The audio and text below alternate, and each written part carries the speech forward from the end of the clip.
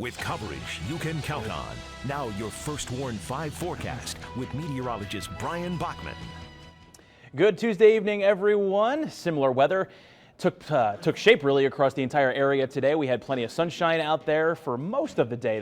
We then of course saw those showers and thunderstorms start to pop up again in the afternoon. We have the breezy conditions, but it does look like once we get the showers out of here tonight, it's going to be the beginning of a very long stretch of pleasant and, more importantly, dry weather. Looking at your First Warn 5 pinpoint Doppler radar tonight, we'll zoom in on a few areas here. One such area over portions of Saginaw Bay beginning to slowly work its way ashore into portions of the area around Bayport, Seaboing, starting to see this little line of shower and thunderstorm activity pushing eastward. Caseville.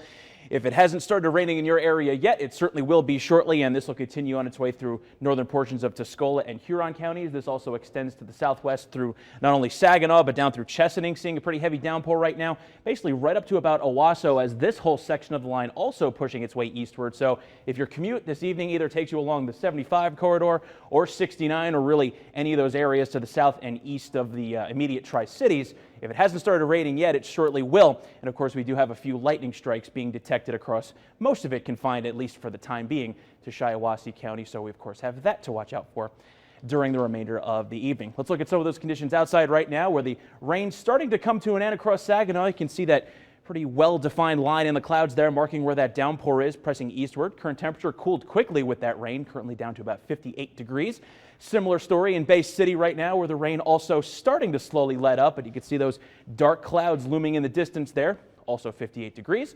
And our last stop in Genesee County, right outside of Flint, notice the sun still peeking through the clouds there. Hasn't quite reached the rain area there just yet, so current temperature still mild at about 63 degrees, but again, remain watchful. Now we want to show you, we're going to rewind the clock about 24 hours to yesterday, because take a look at what our Mount Pleasant camera caught after those showers moved through last night. A nice bright rainbow there.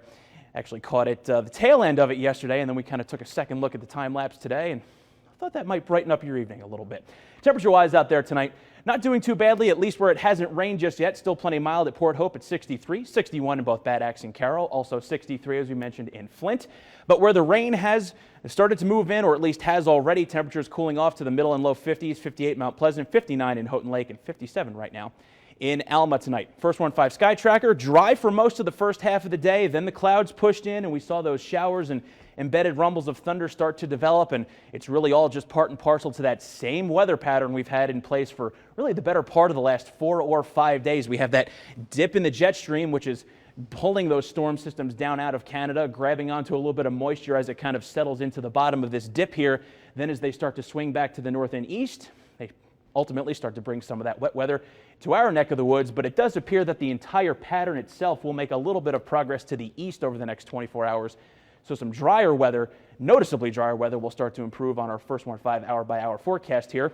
And of course, here's 5 a.m. tomorrow morning, around the time that the eclipse would be starting, if you wanted to take a look. And it looks like we'll at least have some breaks in the clouds, so some viewing certainly not out of the question. And notice we're going to stay dry not only into Thursday morning, but well into Thursday afternoon as well. That likely going to take us well into the weekend. So for tonight, a chance of a shower early, a low of about 42, 56 for tomorrow, partly cloudy, a very windy day though.